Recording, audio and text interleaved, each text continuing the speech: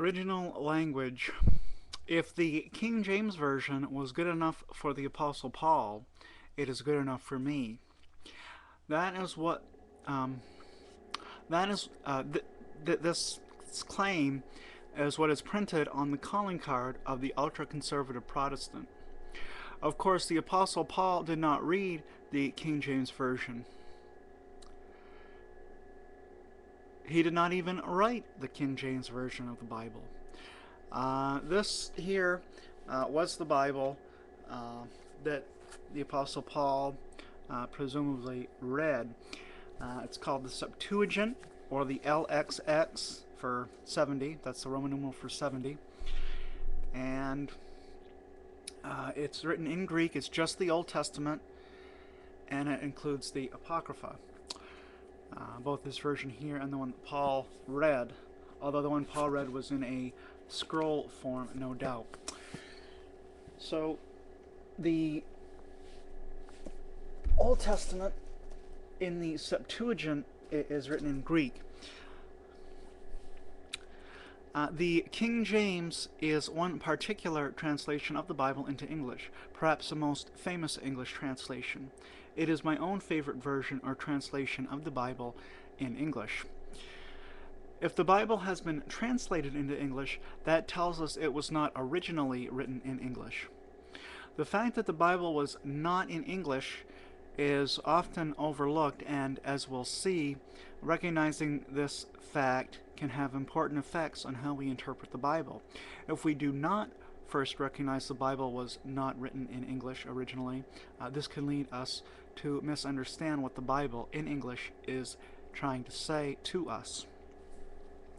And if you are bilingual, you know that it is impossible to take something written in one language and translate it absolutely perfectly into another language. It simply is impossible to do that.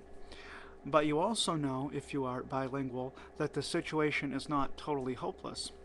Books in German may be translated into French, and those who are fluent in both languages can compare different translations to say this particular translation is better than that particular translation, or those two translations are each fairly good, two given translations are each fairly good and at about the same level of accurateness. Translation from one language to another is possible, though not perfect. And when we read the Bible in English, we should keep in mind the fact that it was not written in English originally. The Old Testament was originally written in the Hebrew language for the most part. A few parts were written in the Aramaic dialect. In the olden days, the Aramaic language was mistakenly referred to as the Chaldean language.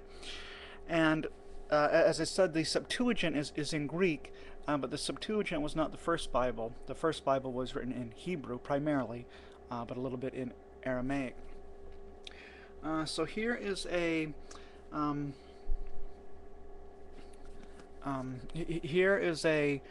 Hebrew Old Testament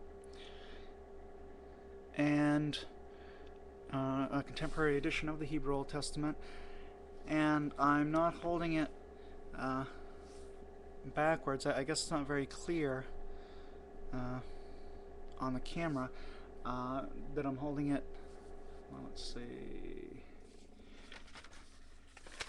Yeah, so let's see how we go. Yeah, here we go. I'm not holding it backwards. The Hebrew language runs from right to left like a manga.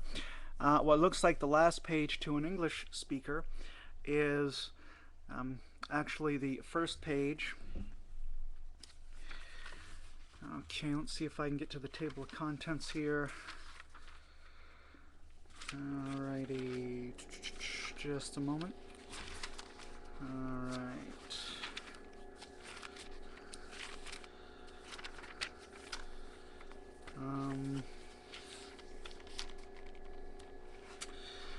Yeah, so here is what I am guessing is the table of contents. And it's not very clear there in the camera. Now let's turn to Genesis.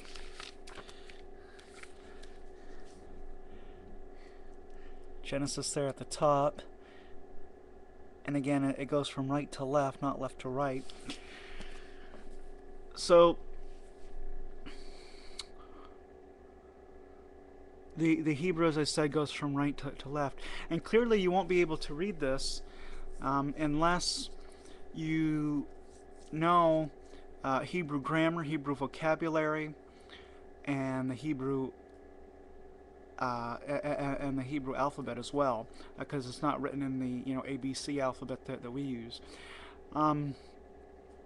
If you don't know the Hebrew language, again, you can't read this. What you can do is learn the Hebrew language, although the Hebrew language of the older parts of the Old Testament has apparently been lost, and modern Hebrew, like we have it today, is different from what it was like, I think, prior to the Babylonian captivity. I think that's when it changed.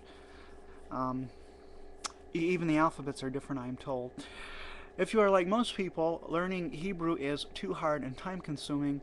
In that case, all you have to do if you want to read the Old Testament is read a translation, and there are many different translations to choose from. Normally these are bound together with the New Testament as a whole Bible. The New Revised Standard Version, or NRSV for short, might be a good translation to start with. But when you are reading the NRSV, or any other translation of the Old Testament, you must be aware at all times that you are not reading the original Bible in its original language. There could be passages that will naturally be misread if Hebrew grammar is not known by the Bible reader, if the translators don't place a footnote there to alert you of that fact, of what the Hebrew grammar is, and so on. To avoid the footnotes can help you to avoid misreading based on your ignorance of Hebrew grammar. An example where ignorance not of Hebrew grammar but of Hebrew vocabulary can lead to misunderstanding is in Genesis chapter 1 verses 14 through 19. I don't have an NRSV, but in the King James Version it speaks of the moon as a great light. Basic science tells us that the moon is not really a light at all, but rather a mirror. It merely reflects the light of the sun. But the Hebrew word for light includes two different possibilities. It can mean a body which is a source of light, but it can also be translated as a body which reflects the light of another body. You know what Hebrew words are used, for example, in the Genesis passage, by appeal to an Old Testament. If you're not reading from a Hebrew Old Testament, but an English translation, you can find out what the Hebrew words are by appeal to an Old Testament lexicon. I'll talk more about lexicons a bit later. For now, I want to move on to the New Testament, and I'll pick up the New Testament in video number, the next video, video number 4, I guess it is, of the series. Thank you.